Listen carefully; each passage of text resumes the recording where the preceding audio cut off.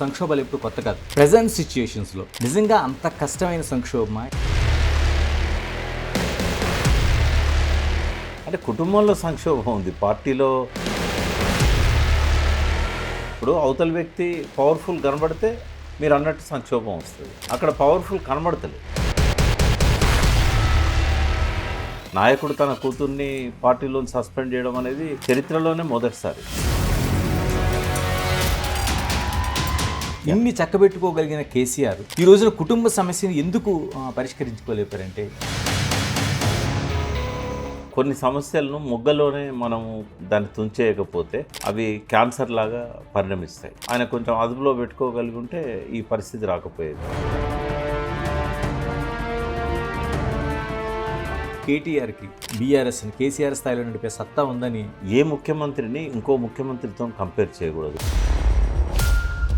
బీఆర్ఎస్లో ఈ బీజేపీ గోలే ప్రధాన కారణంగా కనిపిస్తుంది. అలయన్స్ కోసం ఏమైనా ప్రయత్నం చేసి ఉండొచ్చు, ఎందుకంటే గవర్నమెంట్ పోయింది కాబట్టి. విలీనం అనేది ఇంపాసిబుల్. కేసీఆర్ వెంటే అసలు కాంగ్రెస్లో విలీనం చేస్తాన మాట విన్నాం కదా మనం. వీరు అడిగిన ఒకే ఒక్క డిమాండ్ ఆయన చేశాడు, దానికి వాళ్ళు ఒప్పుకోలేదు. మీతో మాకు పొత్తు కూడా వద్దు అని చెప్పాడు. అంటే ఒప్పుకుని ఉంటే భారతదేశ రాజకీయాలు మారేది. కాళేశ్వరం సంబంధించి ఇప్పుడున్న పరిస్థితుల్లో సిబిఐ ఇది సరైన ఫైల్ కాదనేది నా ఉద్దేశం. అందుకే వాళ్ళు స్పందించడం లేదు. తెలంగాణ సాయుధ పోరాటం ఏమనుకోవాలి, ఇప్పుడు వచ్చినా సరే ఇది ఒక పెద్ద చర్చగా జరుగుతూ ఉంటుంది. విలీనమా, విమోచన, విద్రోహమా? తెలంగాణ చరిత్రను రికార్డు చేసిన వ్యక్తిగా ఇది ఒక విలీన దినం. ఆ విలీనం బలవంతంగా జరిగిందా, స్వేచ్ఛగా జరిగిందా అనేది ఒక వివాదం. బట్ ఆనాడు జరిగింది ఏంటంటే విలీనం.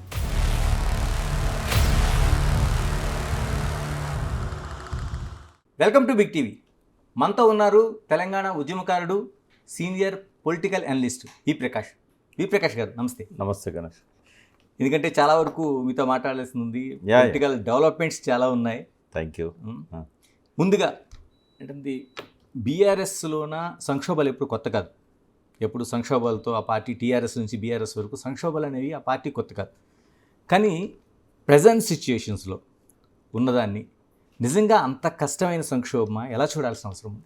సంక్షోభం ఉన్నదని కూడా నేను అనుకోవట్లేదు. ఎందుకంటే ఒక్కరంటే ఒక్కరు కూడా ఈ మధ్య జరిగిన పరిణామాలలో పార్టీని వదిలిపెట్టి పోయిన వాళ్ళు లేరు, పార్టీకి అగెనిస్ట్గా మాట్లాడిన వాళ్ళు లేరు.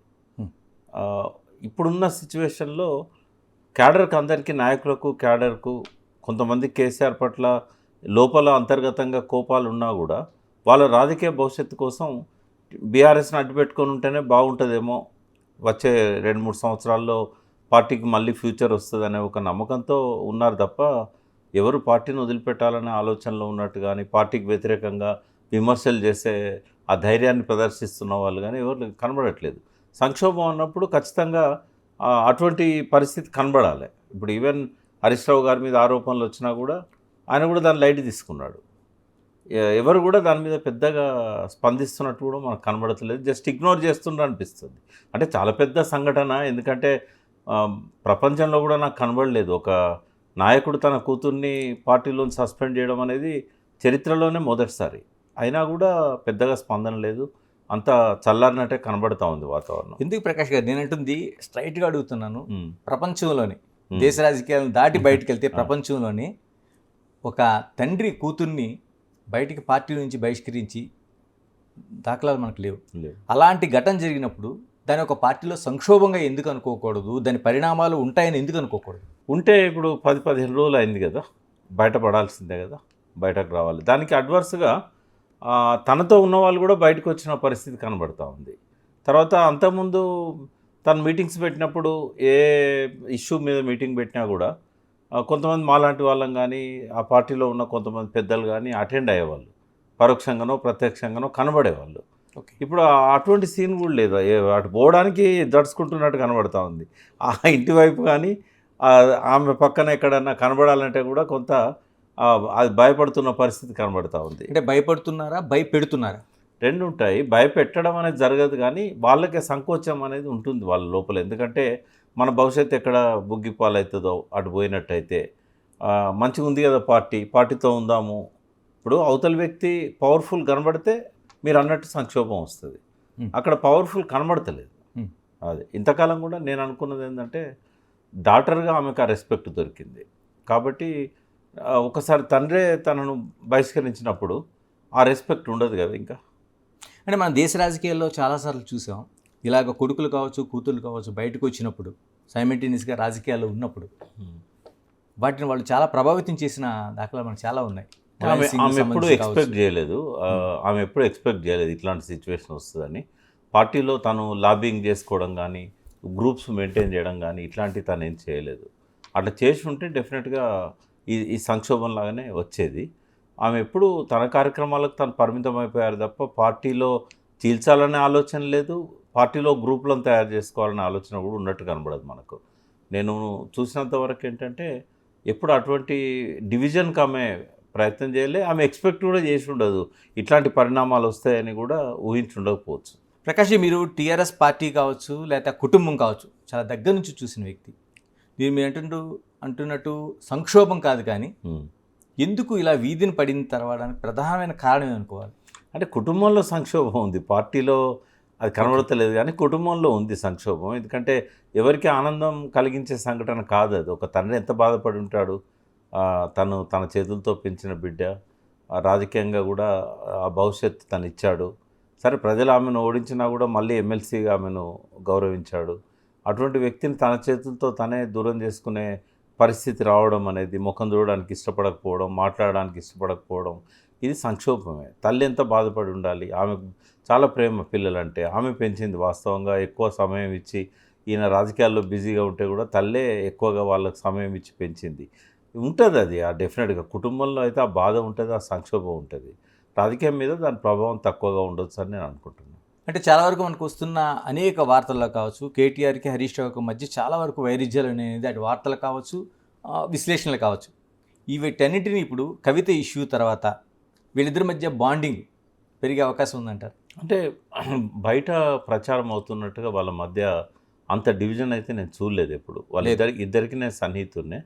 ఎన్నడూ కూడా హరీష్ రావు గారు లోపల ఉండొచ్చు ఆయనకు, నేను సీనియర్ను నాకు ప్రాధాన్యత తగ్గించారని, కానీ అది స్టార్టింగ్లో ఉండేది. అడ్జస్ట్ అయిపోయారు ఆయన. ఒకవేళ రేపు ఆయన సీఎం క్యాండిడేట్గా ప్రపోజ్ చేయాల్సి వచ్చినప్పుడు హరీష్ రావు గారే చేయాల్సి వస్తుంది. కాబట్టి నేను అనుకోను వాళ్ళిద్దరి మధ్య ఒక మిస్అండర్స్టాండింగ్ ఉందని కానీ, డివిజన్ వస్తున్నదని కానీ. ఎందుకంటే కేసీఆర్ గారు ఆయన హరీష్ రావు గారికి ఇచ్చిన ఆ ట్రైనింగ్ అంతా కూడా ఒక లాయల్గా ఉండడమే తప్ప ఆ కుటుంబానికి ఎన్నడూ కూడా హరీష్ రావు గారు వ్యతిరేకంగా అవుతారని నేను అనుకోను. గతంలో అనేక సందర్భాలు వచ్చినా ఆయన టైట్ లిప్తో ఉన్నాడు. లోపల ఎంత హృదయంలో ఆవేదన ఉన్నా, బాధ ఉన్నా ఎక్కడ కూడా ఆయన బయట పెట్టలేదు కూడా. ఇప్పుడైతే కలిసి ఉంటున్నారు. మనం అట్లాగే ఉండాలని కూడా కోరుకుందాం. ప్రకాష్ జీ, చాలా వరకు అటు తెలంగాణ ఉద్యమం కావచ్చు, తుమ్మడి రాష్ట్రంలో ఉండే రాజకీయాలు కావచ్చు, కేసీఆర్ కూడా ఉండే 10 మందిలో వి ప్రకాష్ కూడా ఒకటి. అలా ఆయన దగ్గర నుంచి చూశారు.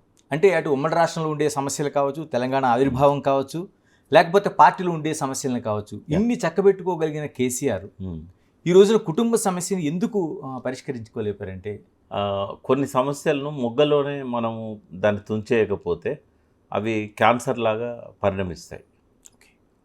కొన్నిసార్లు యాంపుటేషన్ చేస్తారు, ఓ కాలు పోతుంది, ఓ చేయి పోతుంది. అక్కడ కూడా మనం నెగ్లిజెన్స్ చేస్తే ప్రాణమే పోతుంది. అయితే ఖచ్చితంగా కేసీఆర్ గారు సరైన సమయంలో స్పందించి కొంత కంట్రోల్ చేసుకొని ఉంటే ఈ తెగేదాకా లాగే సిచ్యువేషన్ అనేది వచ్చేది కాదు. అది కొంత ఆయన సరైన సమయంలో స్పందించకపోవడానికి ఇంత దూరం వస్తుందని బహుశా ఆయన ఊహించకపోవచ్చు. ఆమె వెంటనే ఇట్లా మీడియాకు వచ్చి ఇట్లాంటి కామెంట్స్ చేస్తుందని కూడా ఆయన అనుకోకపోవచ్చు. ఈ నిర్ణయం వెనుకనైతే ఆయనే ఉన్నారు, ఎవరు లేరు వేరే. ఎందుకంటే ఆయన, నాకు తెలిసింది ఏంటంటే, నేరుగా యూట్యూబ్లోనో లేకుంటే టీవీలోనో ఆమె మాటలను వాచ్ చేశారని, తనే ఈ డిసిషన్ తీసుకున్నాడు అనేది నాకు తెలిసిన సమాచారం. ఏది ఎట్లున్నా ఆయన చెప్పింది కింద ఉన్న వాళ్ళు ఎవరు కూడా ఇటువంటి నిర్ణయం తీసుకుంటారని నేను అనుకోను. బట్ ఆయన ఆ నిర్ణయానికి రావడానికి కొంతవరకు ఆయన బాధ్యత కూడా ఉంటుంది. మొదట్లో ఆయన కొంచెం అదుపులో పెట్టుకోగలిగి ఉంటే ఈ పరిస్థితి రాకపోయేది.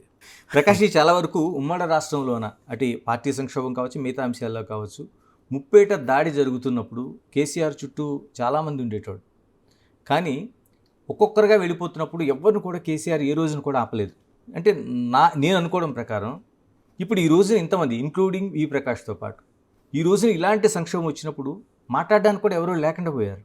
ఒకటి అంటే కేసీఆర్ గారు మొదటి నుంచి కూడా ఆయన మైండ్ సెట్ ఎట్లుంటుందంటే వచ్చిన వాళ్ళతో మాట్లాడతాడు, రాని వాళ్ళని పిలవడు, తలవడు. హ్మ్. ఈ పార్టీని అంతా చక్కదిద్దడంలో కింద ఉన్న పార్టీ నాయకులు, పర్టికులర్గా హరీష్ రావు లాంటి వాళ్ళు, కేటీఆర్ లాంటి వాళ్ళు ఆ చర్యలు తీసుకుంటారు, ఆ ఇనిషియేషన్ తీసుకుంటారు, ఆ క్రైసిస్ మేనేజ్మెంట్ చేస్తారు.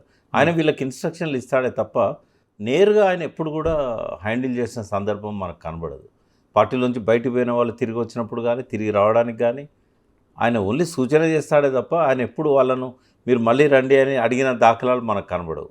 హ్మ్. అంత కింద ఉన్న వీళ్ళు పార్టీ నాయకత్వంలో ఏమనుకోవాలి కేసీఆర్ ఆలోచనని ఏ విధంగా మనం రాజకీయంగా అంచనా వేయాలి? అంటే ఒకటైతే చెప్పగలుగుతా, ఈజ్ అ టవరింగ్ పర్సనాలిటీ. అంటే తెలంగాణ రాజకీయ క్షేత్రంలో చెన్నారెడ్డి తర్వాత మళ్ళంత బలమైన నాయకుడిని నేనైతే చూడలేదు. తను ఇషారాతోనే, కంటి చూపుతోనే విషయాలను గ్రహించి దానికి తగ్గ మేనేజ్మెంట్ చేయగలిగిన సమర్థుడు ఆయనే. కాకపోతే ఆయనంతటా ఆయనే ఇన్వాల్వ్ కావాల్సినంత పెద్ద విషయాలేం జరగలేదు. ఎవరు వచ్చినా ఎవరు పోయినా కూడా ఉద్యమ ప్రయోజనాలే ముఖ్యంగా ఉండేది ఆ రోజుల్లో. పార్టీ అధికారంలోకి వచ్చినప్పుడు సహజంగానే రాజకీయ పార్టీగా పరిణమించింది కాబట్టి ఉద్యమ పార్టీ, ఇట్లాంటి వాళ్ళు వస్తూనే ఉంటారు, పోయే అవసరం ఉన్నప్పుడు వెళ్ళిపోతూనే ఉంటారు. దాన్ని చాలా సహజమైన అంశంగా చూస్తాడు ఆయన. ఏదైనా జరిగితే జరగని, తర్వాత మనం చక్కదిద్దుకుందాం అనుకుంటాడు. కింద ఉన్న వాళ్ళు కొంత పాదులాడతారు, అయ్యో పోనీయకుండా ఆపితే బాగుండు, మళ్ళొకసారి మామయ్య దగ్గర తీసుకుపోయి కూర్చోబెడితే బాగుండని హరీష్ రావు లాంటి వాళ్ళు అనుకుంటారు. కానీ ఆయన ఎన్నడూ కూడా ఫికర్ చేయడం కానీ, దాన్ని లెక్క చేయడం కానీ, దాన్ని సరిదిద్దాలని ఆయనంతటా ఆయన ప్రయత్నించడం కానీ ఎప్పుడూ జరగదు. ఆయన ఎవరితోనైతే మాట్లాడాలనుకుంటాడో తను నిర్ణయించుకొని మాట్లాడతాడే తప్ప మనం పోతే మాట్లాడాడు ఆయన. బాగున్నారా అని అంటాడు, మంచిది కలుద్దాం అంటాడు, రెండే మాటలు. ఇప్పుడు ఆయన రూమ్లోకి నేరుగా పోగలిగే స్వేచ్ఛ ఉన్న వాళ్ళం కొంతమంది ఉంది. మేము డైరెక్ట్ మమ్మల్ని ఎవరు ఆపరు కాబట్టి పోతాం, బాగున్నారా అంటారు, టైంకి వస్తే తిండి పెడతాడు, లేకపోతే టిఫిన్ లేకపోతే టీ ఏదో ఒకటి ఉంటుంది, తర్వాత మంచిది కలుద్దాం అంటాడు, ఏం మాట్లాడాడు, టైట్లు ఇప్పుడు ఉంటాడు, అంతే. ఆయన మాట్లాడాలనుకున్నప్పుడు మాత్రం మనల్ని పిలిచినప్పుడు ఒక గంట లోపల 4 సార్లు ఫోన్ వస్తుంది, మీరు ఎక్కడి దాకా వచ్చారు అట్లుంటుంది. అంటే జరుగుతున్న పరిణామాలన్నీ చూస్తుంటే, అంటే ఉద్యమ పార్టీగా ఉండే ఒక బీఆర్ఎస్ ఈరోజు ఒక కుటుంబ పార్టీగా బయటికి ఎలివేషన్ కావట్లేదు. అంటే ఎప్పుడు నేను అనేది ఏంటంటే ఈ పార్టీలో కుటుంబ పార్టీగా దాన్ని మలచాలని ఎన్నడూ కేసీఆర్ అనుకోలేదు. వీళ్ళు అమెరికాలో ఉన్నారు, పార్టీ పెట్టాక 7 సంవత్సరాలకు కానీ వాళ్ళు పార్టీ ఫ్రేమ్లోకి రాలేదు. అది కూడా కవిత గారు అయితే 13 చివరిలో ఆమె పార్లమెంట్ మెంబర్గా నామినేషన్ వేసేటప్పటి నుంచి ఆమె పార్టీగా గుర్తించాలి మనం. అంతకంటే ముందు ఆమె ఓన్లీ జాగృతి సంస్థ పెట్టుకున్న తెలంగాణ ఉద్యమంలో చురుకైన పాత్ర, బతుకమ్మకు ఒక ఐకాన్గా దాన్ని తీర్చిదిద్దడంలో ఆమె పాత్ర ఉంది. బట్ కేటీఆర్ గారు మాత్రం ఆయన ఎమ్మెల్యేగా ఉన్నాడు. తర్వాత అంతకంటే ముందు కేసీఆర్ గారు కరీంనగర్ బై ఎలక్షన్లో నామినేషన్ వేసినప్పుడు ఆ బై ఎలక్షన్ వచ్చింది కదా, సత్యనారాయణరావు గారు ఛాలెంజ్ చేస్తే, అప్పటి నుంచి ఆయన రంగప్రవేశం చేశాడు. అంటే ఉద్యమంలో భాగంగా వచ్చారు తప్ప ఒక పదవులను పంచుకోవడానికి వాళ్ళు రాలేదు. అంటే ఇప్పుడు కవిత ఎలాగా బయటకు వెళ్ళిపోయారు, ఎలాగ హరీష్ కాదనేది కేటీఆర్ని ముందు ప్రొజెక్ట్ చేయగలిగారు, ఎందుకంటే లాస్ట్ జరిగిన ప్లేన్ రైళ్ళు కూడా అదే చేయగలిగారు. నిజంగా కేటీఆర్కి బీఆర్ఎస్ని కేసీఆర్ స్థాయిలో నడిపే సత్తా ఉందని మీరు అంటే ఎప్పుడు కూడా గణేష్ గారు ఏ ముఖ్యమంత్రిని ఇంకో ముఖ్యమంత్రితో కంపేర్ చేయకూడదు. ఎవరి స్టైల్ ఆఫ్ ఫంక్షనింగ్, ఎవరి థాట్ ప్రాసెస్, ఎవరి బ్రాటప్ డిఫరెంట్గా ఉంటాయి. ఇప్పుడు చంద్రబాబు నాయుడుతో రాజశేఖర రెడ్డి గారిని పోల్చకూడదు, రాజశేఖర రెడ్డి గారితో కేసీఆర్ గారిని పోల్చకూడదు, ఎన్టీఆర్తో వీళ్ళని ఎవరిని కూడా పోల్చలేము. అంటే వారసులను పోల్చుతున్నాం మనం, ఎందుకంటే వారసులైనా ఆ లక్షణాలు అట్లాగే ఉండాలని ఏం లేదు. ఎందుకంటే జనరేషన్ గ్యాప్ ఉంది. ఇప్పుడు మోడర్న్ జనరేషన్కి బాగా కనెక్ట్ అయిన వ్యక్తి కేటీఆర్, అందరికీ కనెక్ట్ అయిన ఉద్యమం ద్వారా కేసీఆర్ తెలంగాణ నినాదాన్ని ఎత్తుకోకముందు ఎంతమంది తెలుసు? అంటే ఒకటి కనిపిస్తుంది ఇప్పుడు ఏంటంటారు, కల్వకుంట్ల తారక రామారావు సంబంధించి ఆయన రామన్నగా గ్రామాల్లో కనెక్ట్ అవ్వలేకపోయాడు అనేది. ఎస్, ఎందుకంటే ఆయన వర్క్ అంతా ఎక్కువ అర్బన్లోనే ఉండేది. మున్సిపల్ మినిస్టర్ కానీ ఆయన ఫస్ట్ పంచాయతీరాజ్ తీసుకున్నారు, కొద్ది రోజులే ఉంచుకొని దాన్ని మళ్ళీ జూపల్లి కృష్ణారావు గారికి ట్రాన్స్ఫర్ చేశారు. నిజంగానే ఆ రోజు ఆయన పంచాయతీరాజ్ అట్లాగే పెట్టుకొని ఉంటే ఒక రకంగా ఉండేది, గ్రామాలలో ప్రతి గ్రామంతో సంబంధం ఉన్న వ్యవహారాలు ఉండేటివి. ఆయన ఐటీ కానీ, ఆయన మున్సిపల్ అడ్మినిస్ట్రేషన్ కానీ, ఆయన ఇండస్ట్రీస్ కానీ అన్ని సిటీలోనే ఉన్నాయి కదా, కాబట్టి ఎక్కువ కనెక్ట్ కాలేకపోయాడు. లాంగ్వేజ్ విషయంలో కూడా కొంత ఆయనకు ఈ తేడా ఉంటుంది. ఇప్పుడు ఆయన అమెరికాలో చదువుకొని వచ్చాడు, ఇక్కడన్నప్పుడు కూడా అర్బన్ ఓరియంటెడ్. హరీష్ రావు గారు అంటే గ్రామాలతో సంబంధం ఉన్న వ్యక్తి. కాబట్టి ఈ రకంగా కొంత ఆయన మాటను అర్థం చేసుకోవడంలో కొంత పొరపాట్లు ఉండొచ్చు. ఇట్లాంటివి సహజంగా ఏంటంటే ఆయన ఎదుగుతున్నాడు. ఇప్పుడు గ్రామాలలో పోయినప్పుడు కొంత మాడ్యులేషన్ మారింది. మీరు మొన్న గద్వాల మీటింగ్ చూస్తే ఆ మాడ్యులేషన్ మారుతున్నది. కొన్ని సామెతలను ప్రయోగించే ప్రయత్నం చేస్తున్నాడు. అంటే వాళ్ళు చాలా తొందరగా అడాప్ట్ అవుతారు. ఇప్పుడు ఉర్దూ కానీ హిందీ కానీ ఎంత ఫాస్ట్గా ఆయన కెరియర్లో లేదు కదా, అది ఎడ్యుకేషన్లో హిందీ కానీ ఉర్దూ కానీ లేదు కదా. ఓకే. కవిత గారు కూడా చాలా అనర్గళంగా మాట్లాడగలిగే స్థాయికి రాజకీయాల్లోకి వచ్చినాక వాళ్ళు ఎదిగారు. కాబట్టి కనెక్ట్ అవుతాడు అనుకుంటున్నారు రూరల్ పీపుల్తో. ఇప్పుడైతే అన్ని మీటింగ్స్కి ఆయనే పోయి అడ్రస్ చేస్తున్నాడు. కాబట్టి ఈ రాబోయే 2-3 సంవత్సరాల్లో ఆ పబ్లిక్ ఇష్యూస్ ఏవైతే గ్రామాలలో ఉన్నాయో వాటిని తీసుకొని పనిచేసినట్టయితే వాళ్ళకు దగ్గరై కేసీఆర్ లాగా ఆయన కూడా ఆ మాడ్యులేషన్తో పాటు సామెతలను ఉపయోగించే గ్రామీణ ప్రజలకు దగ్గర అయ్యే అవకాశాలు ఉన్నాయి. అంటే సంక్షోభం కావచ్చు, లేకపోతే గందరగోళం కావచ్చు, మొత్తం టోటల్గా మనం తీసుకుంటే బీఆర్ఎస్లో ఈ బీజేపీ గోలే ప్రధాన కారణంగా కనిపిస్తుంది. అవును, అంటే ఆ టైంలో స్పెక్యులేషన్స్కి అవకాశం ఇచ్చారు. ఎందుకంటే ఆమె జైలు ఉంది, వీళ్ళేమో ఢిల్లీలో ఉన్నారు. వీళ్ళు అనేది ఏంటంటే మేము ఆమెను విడిపించడం కోసం లాయర్స్తో మాట్లాడడానికి వెళ్ళామని వీళ్ళు అన్నారు. లేదు బీజేపీలో విలీనం చేయడానికి వెళ్ళారనేది కొన్ని ఛానల్స్లలో స్పెక్యులేషన్స్ వచ్చాయి. మీ ఛానల్ కాదు, ఇతర ఛానల్స్లలో. బట్ నాకు తెలిసింది ఏంటంటే అలయన్స్ కోసం ఏమైనా ప్రయత్నం చేసి ఉండొచ్చు. ఎందుకంటే గవర్నమెంట్ పోయింది కాబట్టి. ఓకే. ఒకవేళ బీజేపీతో అలయన్స్ అయినట్టయితే ఎక్కువ సీట్లు వస్తాయనే ఉద్దేశంతో అట్లేమన్నా ఉండొచ్చు. కానీ నాకు తెలిసినంత వరకు అది కూడా నేను కన్ఫర్మ్ చేసుకోలేదు. బట్ విలీనం అనేది ఇంపాసిబుల్. ఎందుకు తెలుసా? ఇవాళ దేశంలోనే అత్యంత ఎక్కువ పార్టీ ఫండ్ ఉన్న ప్రాంతీయ పార్టీ అనొచ్చు. పేరు భారత రాష్ట్రంతో పెట్టుకున్న ఓకే, ఈ ప్రాంతంలోనే పలుకుబడి ఉన్న పార్టీ కాబట్టి భారతదేశంలోనే అత్యంత నిధులున్న పార్టీ. రెండవది అన్ని జిల్లాలలో పార్టీ ఆఫీసులు ఉన్న పార్టీ, 60 లక్షల మెంబర్షిప్ ఉన్న పార్టీ. ఎందుకు విలీనం చేస్తారు ఇంకో పార్టీలో? అది కూడా తనకు నచ్చని పార్టీలో కేసీఆర్ గారు తన బొందిలో ప్రాణం ఉన్నంత వరకు కూడా ఆ పని చేయడు. ఆయన రాజీ పడే తత్వమే కాదు. అట్లా రాజీ పడదలుచుకుంటే చంద్రబాబు దగ్గరనే రాజీ పడేవాడు. కేసీఆర్ వెంటే అసలు కాంగ్రెస్లో విలీనం చేస్తాన మాట విన్నాం కదా మనం. అది వాస్తవం, నేను సాక్షి. సోనియా గాంధీ గారి దగ్గర కాంగ్రెస్లో విలీనం చేస్తాను, తెలంగాణ కోసమే నేను ఈ పార్టీ పెట్టాను, తెలంగాణ తప్ప నాకు ఇంకో లక్ష్యం లేదు. ఇంకో మాట కూడా అన్నాడు, పార్టీ విలీనం చేసి మీరు ఆదేశిస్తే మీ ఇంట్లో ఒక పని మనిషిగా ఉంటాను అన్నాడు. అయితే అక్కడ బెడిసింది ఏంటంటే నేనే ఫస్ట్ అనౌన్స్ చేసింది. ఆయన పక్కన నేనే కూర్చొని ఉన్న ఢిల్లీలో దిగ్విజయ్ సింగ్తో రాయబారాలు నడుస్తూ ఉన్న టైంలో ఆయన వీరు అడిగిన ఒకే ఒక్క డిమాండ్ ఆయన చేశాడు. ఉద్యమంలో ఉన్న మా వాళ్ళకు నేను టికెట్లు ఇచ్చుకోవాలంటే నేను పిసిసి ప్రెసిడెంట్గా ఉండాలి అని అన్నారు. దానికి వాళ్ళు ఒప్పుకోలేదు. ఆ ఒక్క మాటతోని మీతో మాకు పొత్తు కూడా వద్దు అని చెప్పాడు. అంటే ఒప్పుకుని ఉంటే తెలంగాణ పిసిసికి అధ్యక్షుడిగా కేసీఆర్ ఉండేవారు. భారతదేశ రాజకీయాలు మారేది. ఈయనకున్న ఆ నాలెడ్జ్ కానీ, ఆ చాకచక్యం కానీ, ఆ లౌకిక తత్వం కానీ కాంగ్రెస్లో అధిష్టానంలో ఉన్న ఏ నాయకునికి లేదు. ఎప్పుడైనా ఆ సందర్భం వస్తే బీజేపీని దించాలంటే కాంగ్రెస్ లాంటి పార్టీకి, జాతీయ ప్రతిపక్ష పార్టీకి కేసీఆర్ లాంటి నాయకుడు కావాల్సి ఉంటుంది. బట్ గొప్ప అవకాశాన్ని కాంగ్రెస్ పోగొట్టుకున్నది. ఏకపక్షంగా కేసీఆర్ గారు నేను వీళ్ళని చేయనని ఎప్పుడనలే. ఆ ఒక్క మాట అన్నందుకు వాళ్ళు ఇక్కడ వీళ్ళు విహెచ్ కానీ, తర్వాత పొన్న ప్రభాకర్ లాంటి వాళ్ళు కానీ ఆడ ఇద్దరు గెలుస్తారు, ఎవ్వరు గెలవరు, తెలంగాణ ఇచ్చినందుకు మొత్తం కాంగ్రెసే గెలుస్తుంది, వాళ్ళని మనం కలుపుకోవడం ఎందుకు, వాళ్ళకు మనం ఎందుకు బాధ్యతలు ఇవ్వాలి అని అస్సలు దిగ్విజయ్ సింగ్ను ఆలోచించనీయలేదు వీళ్ళు. సోనియా గాంధీ ఏమో దిగ్విజయ్ సింగ్ మీద భారం వేసింది. మేము పోయినప్పుడు కూడా అన్నది, దిగ్విజయ్ చూస్తున్నాడు, మీరు ఆయనతో టచ్లో ఉండండి అని అన్నారు. బట్ దిగ్విజయ్ సింగ్ ఏం చెప్పాడు, ఒక మెసేజ్ పెట్టాడు కేసీఆర్ గారికి, నేను పక్కనే ఉన్నా. ఆ మెసేజ్లో ఏమన్నాడంటే నో అలియన్స్, నో టాక్స్ అన్నట్టుగా పెట్టాడు ఆయన. We're not considering your request అని. దాంతో ఆ కోపానికి వచ్చి పక్కనే ఉంటే బయట ప్రెస్ మీట్ అవుతున్నది. ఎవరు? మహేందర్ రెడ్డి గారు ఢిల్లీలో తుగ్లక్ రోడ్లో లాన్లో పబ్లిక్ మీటింగ్, ప్రెస్ మీటింగ్లో కేటీఆర్ గారి పక్కన ఉండి కండువ కప్పించుకుంటున్నాడు. ఆ టైంలో నేను పోయి అర్జెంటుగా అనౌన్స్ చేయమన్నారు నాన్నగారు. మైక్ ఇచ్చారు నాకు. మైక్లో నేను అనౌన్స్ చేశాను, KCR advised me to speak before media, there is no any alliance with Congress, TRS party is going alone in the next elections. Mahender Reddy ముఖంలో రక్తం చుక్కలేదు. ఎందుకంటే ఆయన కాంగ్రెస్లో అలయన్స్ అవుతుంది కాబట్టి తనకు భవిష్యత్తు ఉంటుంది అనుకొని ఆ రోజు జాయిన్ అయ్యాడు.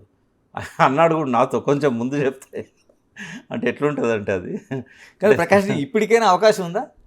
మీరు చెప్తున్నట్టు కాంగ్రెస్లోన విలీనం అనే దానికి ఏదైతే ఉందో ఆ రోజున అంటే ఇక్కడ ఇప్పుడు దేశ రాజకీయాలను మార్చే అవకాశం ఉందని కూడా మీరు చెప్తున్నారు. డెఫినెట్గా అవసరం, ఎందుకంటే దేశం కోసమే ఆయన భారత రాష్ట్ర సమితి పెట్టాడు. అంటే దేశంలో చాలా మౌలిక సమస్యలను ఈ స్వాతంత్రానంతరం పరిష్కరించలేకపోయినా ఈ పార్టీలు తను బాగా అవగాహన పెంచుకున్నాడు. నీటిపారుదల రంగం కావచ్చు, ముఖ్యమంత్రిగానే కాకుండా దేశ రాజకీయాల పట్ల కూడా తనకు ఆసక్తి ఉంది. కాబట్టి తను స్వతంత్రంగా బీఆర్ఎస్ పార్టీ ద్వారా ఎంట్రీ ఇవ్వాలి. ఈ రెండు పార్టీలు కూడా ప్రజల ఆశయాలను నెరవేర్చడం లేదు. ఇప్పటికీ సగం నీళ్లు వర్షపాతం అంతా సముద్రం పాలవుతున్నది, వీళ్ళకు ఆలోచన కూడా లేదు అనేది ఆయనకున్న భావన. అట్లాగే అనేక విషయాలలో అంటే ఇప్పటికీ అవకాశం ఉందంటారు. అవకాశం అని నేను అనను, కానీ రెండు ఆప్షన్స్ ఉన్నాయి కేసీఆర్ గారికి.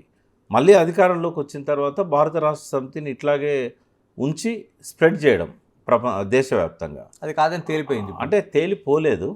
వాస్తవంగా బయట పరిస్థితులు అనుకూలంగానే ఉండే, ఇక్కడ ఓడిపోవడం వల్ల సబ్జెక్టివ్ ఫ్యాక్టరీ తప్ప అబ్జెక్టివ్ కాదు.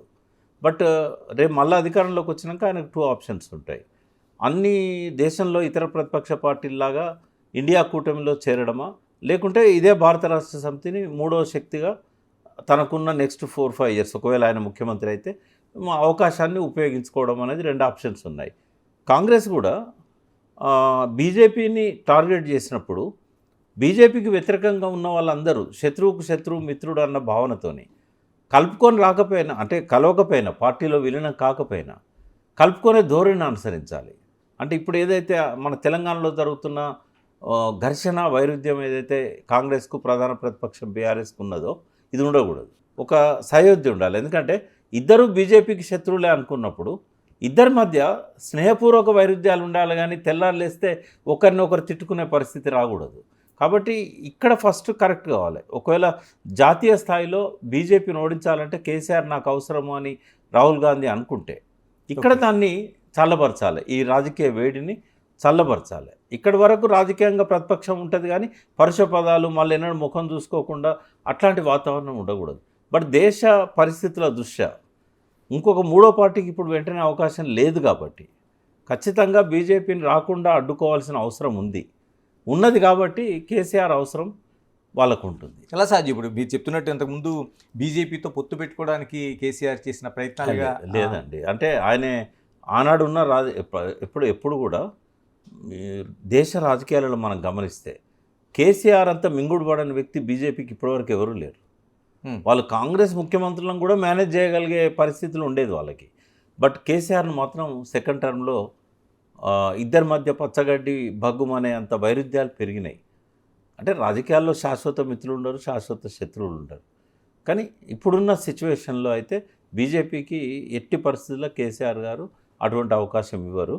వాళ్ళు ఢిల్లీలో ఉన్నప్పుడు స్పెక్యులేషన్ మాత్రం నేను చెప్పగలుగుతా, కానీ కేసీఆర్ దానికి ఒప్పుకుంటాడని నేనైతే అనుకోను. ఈవెన్ పొత్తుకు కూడా సస్తే సస్తాం ఇట్లాగే ఉందామంటాడు తప్ప, ఒక్కసారి ఆయన మైండ్లో ఏదైనా వ్యతిరేకత వస్తే ఒక సాధారణ రాజకీయ నాయకుని కంటే భిన్నంగా వ్యవహరిస్తాడు ఆయన.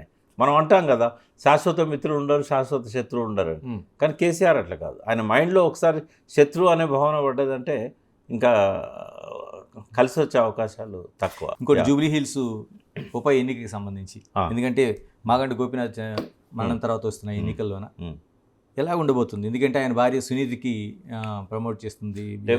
3 సార్లు ఎమ్మెల్యేగా ఉన్నాడు కాబట్టి సహజంగానే చాలా మందితో కనెక్ట్ ఉంటుంది ఆ కుటుంబానికి. ఆమె బయటికి రాకపోయినా ఆయన ఉన్న టైంలో ఇంటికి వచ్చిన కార్యకర్తలకు తిండి పెట్టి ఉంటుంది, నీళ్ళు ఇచ్చి ఉంటుంది.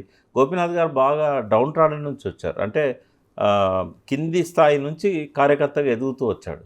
కాబట్టి ఖచ్చితంగా ఆమెకు అనుకూలత సానుకూలత ఉంటుంది. కొన్ని బై ఎలక్షన్లలో అట్లా గెలవలే కదా అనొచ్చు, కంటోన్మెంట్లో. అక్కడ పరిస్థితి ఇక్కడ పరిస్థితి తేడా. సాయన్న మీద ఉన్న దాంతో బిడ్డను గెలిపించారు. కానీ బిడ్డ ప్రజలకు దగ్గరయ్యే క్రమంలోనే చనిపోయారు, నాట్ ఈవెన్ 6 months. అయితే అది ఆమెకు మైనస్ పాయింట్. సాయన్న మీద సింపతి వస్తుంది, కానీ చనిపోయిన బిడ్డ ప్రజలకు కనెక్ట్ కాలేకపోయింది. టైం కూడా లేకుండే కదా, ఆమంతా ముందు పాలిటిక్స్లో కూడా లేదు. ఇక్కడ మాత్రం అట్లా కాదు. ఇక్కడ 3 సార్లు ఎమ్మెల్యే కాబట్టి ఆ భార్యకు ఆ సానుకూలత వస్తుందని నేను అనుకుంటున్నా. రెండవది అపోజిషన్ కూడా అంత స్ట్రాంగ్ లేదు అక్కడ జూబ్లీ హిల్స్ కాన్స్టిట్యున్సీలో. ఇటు బీజేపీ అటు కాంగ్రెస్ మధ్య ఓట్లు చీల్తాయి కాబట్టి అది బీఆర్ఎస్కు డెఫినెట్గా అడ్వాంటేజ్ అయితే ఎప్పుడైతే ట్రయాంగిల్ పోటీ ఉంటుందో అక్కడ డెఫినెట్గా ఒక పార్టీకి అడ్వాంటేజ్ వస్తుంది. ఆ మూడిట్లో ఏ పార్టీకి అడ్వాంటేజ్ వస్తుంది అనుకున్నప్పుడు సిట్టింగ్ ఎమ్మెల్యేగా ఆయన చనిపోయాడు కాబట్టి బీఆర్ఎస్కి అడ్వాంటేజ్ రావచ్చు అనేది నాకున్న ఆలోచన. క్యాండిడేట్స్ని డిక్లేర్ చేసినాక మనకు కొంత క్లారిటీ వస్తుంది. చూడాలి మరి, ఇదైతే టఫ్ ఫైట్, అంత ఈజీ అయితే కాదు. ఇలా మరో విషయం కాళేశ్వరం సంబంధించి పీసీ ఘోష్ కమిషన్ చెప్పింది, తర్వాత ఇప్పుడు అసెంబ్లీ సిబిఐ విచారణకి చెంది.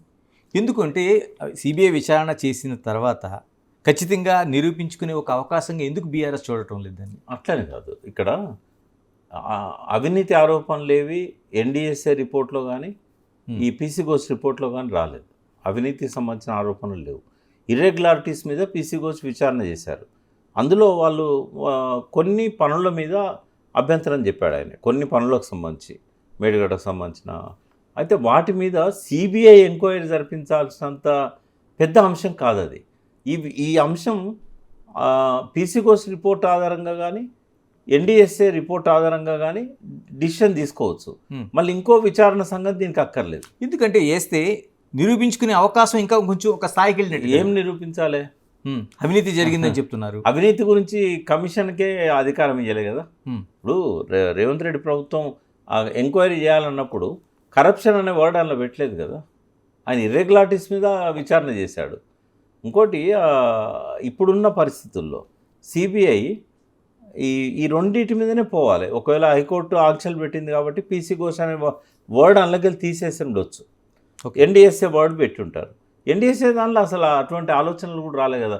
కేవలం ఇది ఎందుకు కుంగింది అనే దాని మీద కూడా వాళ్ళు స్పెసిఫిక్గా చెప్పలేదు. కొన్ని ఇర్రెగ్యులారిటీస్ అంటే టెక్నికల్ సంబంధించినవి, ఇంజనీర్ల నిర్లక్ష్యం గురించి కానీ, కాంట్రాక్టర్ సంబంధించినవి కానీ అవే ఉన్నాయి తప్ప హరీష్ రావు గారి మీద, కేసీఆర్ గారి మీద అందులో ఏమీ లేదు ఎన్డీఎస్ఏ రిపోర్ట్లో. బట్ సిబిఐకి ఇది సరైన ఫైల్ కాదనేది నా ఉద్దేశం. అందుకే వాళ్ళు స్పందించడం లేదు. వాళ్ళు ఎక్నాలెడ్జ్ చేశారు.